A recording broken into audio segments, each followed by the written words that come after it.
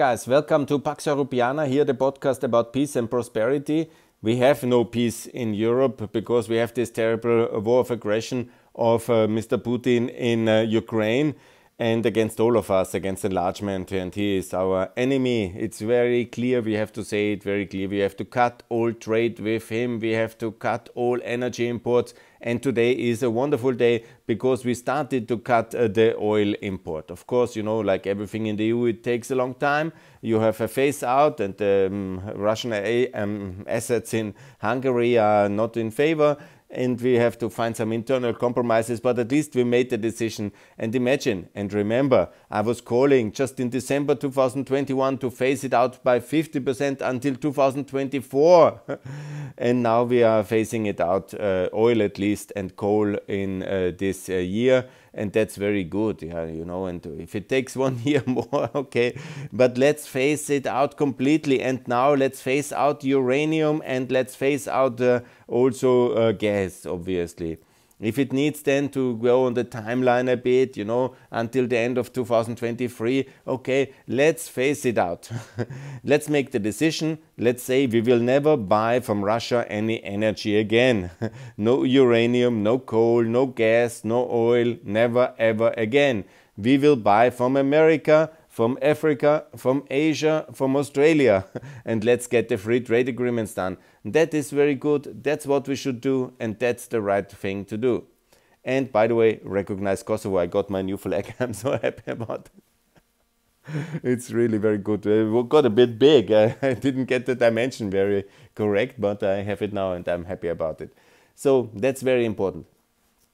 So additionally, what is important, we had now today the dialogue between Kosovo and Serbia. That was also very good because it was very clear that Scholz, the German Chancellor, said that the recognition must be the objective and it should be front-loaded. Let's do recognition first and solve all the technical issues for, you know, it's for the expert then for the next 10 years to solve, but recognition needs to be done. But I was also publishing now in the Kosovo media, it is not good that we wait until Serbia has the wisdom or the belief or the goodwill.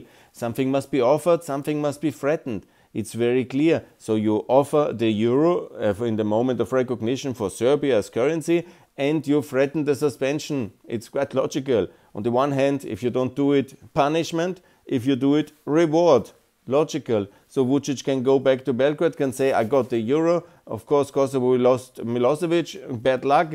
Thank you very much. You make protest. I put you in prison, and let's get it done. Most of the people will see they have the euro now. They will see that there is also a joint future in the European Union for all people of the Balkans, no matter what kind of nationality, religion or what kind of beliefs. Yeah, everybody is welcome. We can manage with the Hungarians in the EU, not so perfectly, but it's okay for the Serbs as well. And also please join NATO, and we're all safe and fine. And we live happily forever in a common European Union, and we can defeat Russia. And that's what we should do. That's what we do. We at least can protect everybody from Russia, and Russia will self-defeat it, as such kind of authoritarian disaster regimes normally do over time, because we will be economically, strategically, militarily much more successful, and so they will fail in comparison. And that's the big task. Now today was a historic day because Mrs. von der Leyen has also made it clear that there will be a recovery program for Ukraine, which the EU will mainly pay together with the financial backers. And we also have passed this conference of Europe, where there is a clear yes to EU debts. So we are getting very clear, because what we need to do is very logically, we need to make sure that we are all united also for the reconstruction of Ukraine, the integration of Ukraine, the energy transition away from Russian fossil fuels and uranium. And by the way, the Finnish have cut the project with Rosatom and with the Russian nuclear. That's very good. The Hungarians, the Czechs, not so good. So cut all this Russian nuclear cooperation. And then let's be very clear on that one as well, that we need a big debt package, a big one, 1.5 trillion. Half of it will be for the reconstruction, for the war, for winning the war, and for the EU integration of Ukraine. But that's also logical because it's 40 million people, and the rest is about 27 million people. So the rest is for energy transition of Europe to soften the blows, and Obviously, we just have to ratify Mercosur and the blows are softened, and ratify the free trade agreement with the Gulf Cooperation Council, and the blows are softened as well in the energy sector. But our protectionists, anti-Americanists and xenophobes, which are unfortunately dominating Austria, France, no, Italy is much better. This Draghi is very reasonable, but we have a better guy now than the past, because Kurz was a disaster.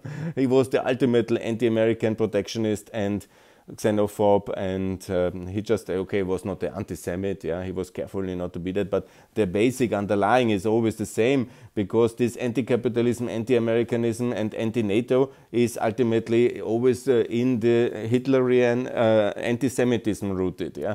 Because these are where all the people are trained in this thinking about America, dangerous, dominant, and this is all this kind of either Stalinist or Hitlerite kind of anti-Americanism, which is still so active in Europe, because we are always afraid of American scheming. That's the whole thing, that's very deep in our brain, in our DNA, this whole complicated inheritance. I call it the quadruple disaster of anti-Americanism, anti-Semitism, anti-capitalism and protectionism, which is a logical result of the prior sins on which Europe is built, and we have to overcome them.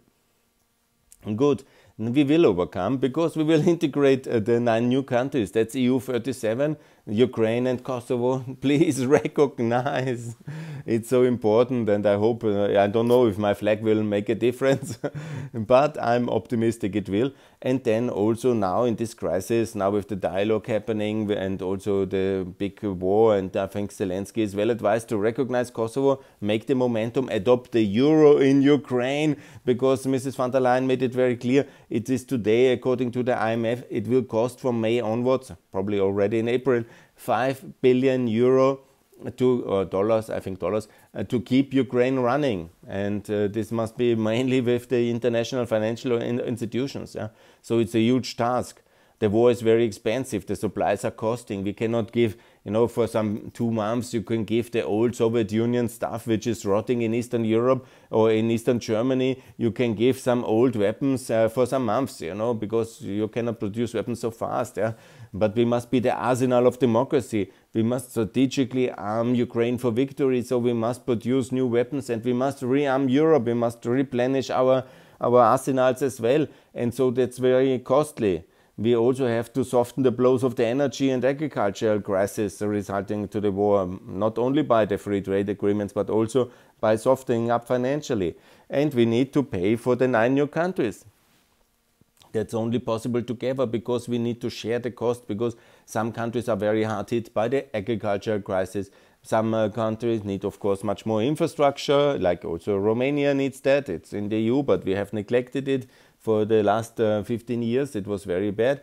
And so we need to really get going, and we need common debts for that. It's very logical. And then we fund enlargement, and we will be much more people. Again, 67. Maybe we will be attractive enough for the UK to return. That's, of course, EU 37. And then we have the opportunity to be all united together.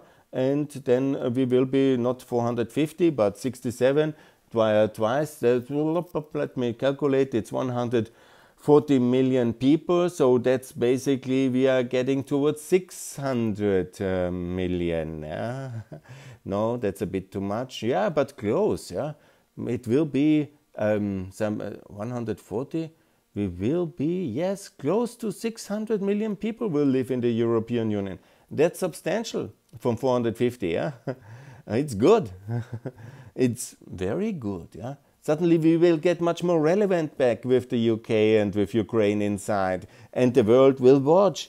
The Chinese will say, hey, what a Europe. We didn't take you very seriously. But we better do with 600 million people. Oh, good. And with the economic output of America. And we will be hopefully also more productive. A bigger internal market. Yeah? More goods, more people, more capital accumulated. And all the same, no more periphery, poor countries somewhere which we try to neglect until there is a war. And that is the wrong, that's the past, that's the Merkel approach. Don't touch anything, it could explode, and so we don't care, and just keep it quiet. And let me go to retirement and don't call me anymore. That's the Merkel approach. But we cannot build Europe like that. We have competition. There's Russia, there's China, Russia with the tanks, China economically. There's also a different system in Turkey. Whenever it's an ally and we should economically cooperate. But it's not the same. So we need to be a little bit more courageous and believe in the things we have done and we are doing. That's the thing. And so it should be very clear. No, it's just a video to celebrate my new flag and also to call for the Euro, the NATO and the EU for all Europeans, for the 37 countries. And that's very good. And we will be much more successful, much more secure, much more open and much more able to integrate more people and to make them successful and also to secure them financially and technically and physically. And it will be a much more happy continent, much greener and cleaner, by the way. And that's very good, I think. So, good. Yeah. So, thanks a lot for that. More to come from Pax Europiana. And this was my celebration of my new flag. I'm very happy about it. Bye, guys.